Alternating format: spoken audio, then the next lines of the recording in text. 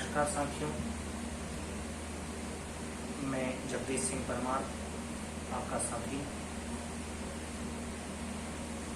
मैं आप सबके बीच में यहाँ पर शिक्षा से जुड़े मुद्दों पर बात करने और शिक्षा में जो अनियमितता है शासन की और समाज की तरफ से उन मुद्दों पर चर्चा करने के लिए आप सभी का मेरे YouTube चैनल विमर्श पर हार्दिक स्वागत है।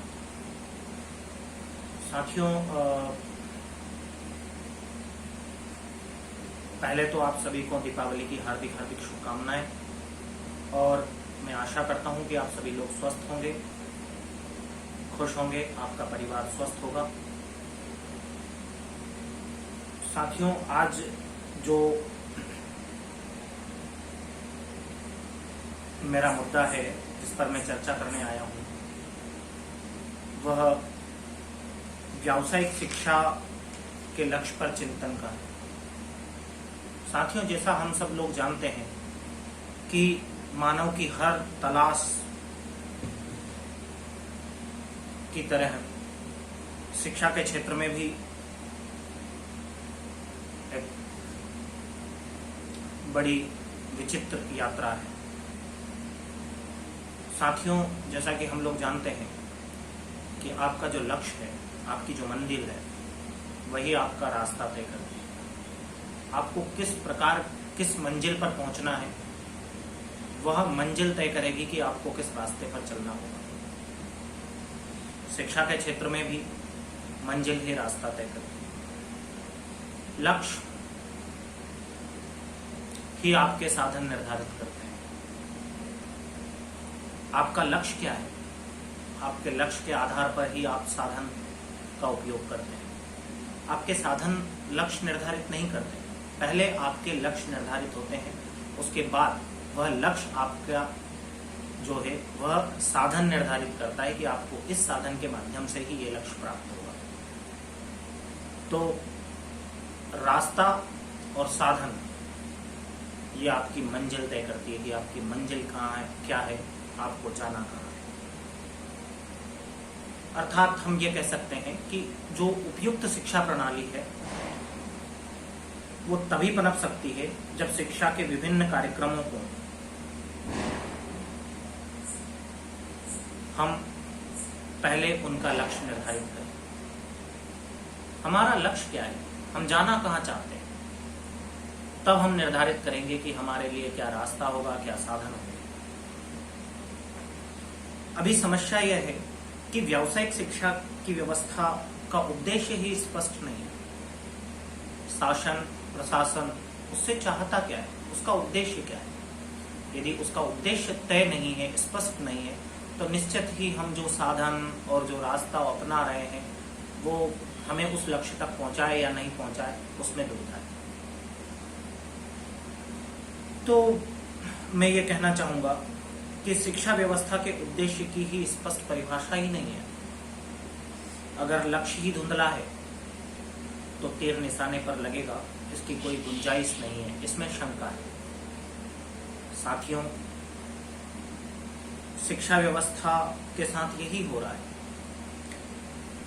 लक्ष्य के धुंधलेपन और दिशाहीन शिक्षा की सबसे ज्यादा जो सजा भुगतनी पड़ रही है वो हमारे बच्चों को भुगतनी पड़ रही है, हमारे देश के भविष्य को भुगतनी पड़ रही है, हमारे नौजवानों को भुगतनी पड़ रही है। इसके लिए जिम्मेदार कौन है, इसी पर हम लोग आगे चर्चा करेंगे। मैं आप सभी साथियों से विशेष आग्रह करता हूं कि आप मेरे YouTube चैनल विमर्श से जुड़े और समसामयिक मुद्दे जिसमें शिक्षा, स्वास्थ्य, रोजगार, न्याय, इन सब मुद्दों पर चर्चा की जा सके और एक राय बनाई जा सके। दोस्तों, आज हम जो हमारी शिक्षा व्यवस्था देखते हैं, जो शिक्षा प्रणाली देखते हैं, इसमें जो भी हम लोग कमियां देखते हैं, उस कमी के लिए कौन जिम्मेदार है। प्रशासन जिम्मेदार है, शासन जिम्मेदार है, समाज जिम्मेदार है। हमें कहीं ना कहीं उन सब की जिम्मेदारी तय करनी है। तभी हम हमारे देश को विश्व गुरु बना सकते हैं। नारों में विश्व गुरु बनाने से कुछ नहीं होता। नारों में विश्व गुरु कह देने से हम विश्व गुरु नहीं बन जाएंगे। माना कि हम विश्व गुरु थे, हमारा देश सोने की चिड़िया था, हमारा देश दुनिया को ज्ञान की दिशा दिखा रहा था, लेकिन वर्तमान परिप्रेक्ष्य में क्या ऐसी स्थिति बन पड़ी है, क्या यदि हम कहीं पिछड़ रहे हैं तो उसके लिए कौन जिम्मेदार है, हमें जिम्मेदारी तय करनी है। तो पुनः मैं आप सभी को कहना चाहूंगा कि हमें हर क्षेत्र में पहले हमारे लक्ष्य निर्धारित करने होंगे, और लक्ष्य वो जो हमारे निर्धारित लक्ष्य होंगे वही हमारे लिए रास्ता और संसाधन तय करेंगे कि हम किन संसाधन और किस रास्ते पर हमारे लक्ष्य को प्राप्त कर सकते हैं।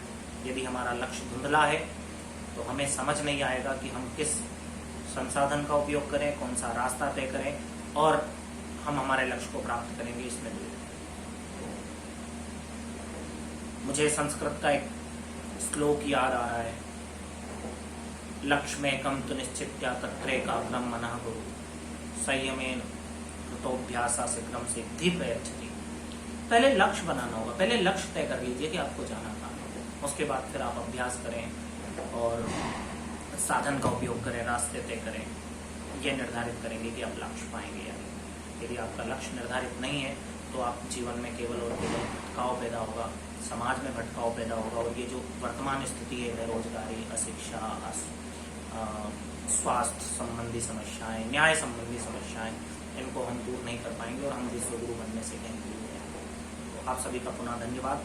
मेरे चैनल से जरूर जुड़िए, मेरे चैनल को सब्सक्राइब करिए, लाइक करिए, और आप भी कमेंट बॉक्स में बताइए कि किन मुद्दों पर हम चर्चा कर सकते हैं और समाज को एक विचार दे पाएं चर्चा के माध्यम से। इसी कामना के साथ आपका साथी जगदीश परमार। धन्यवाद।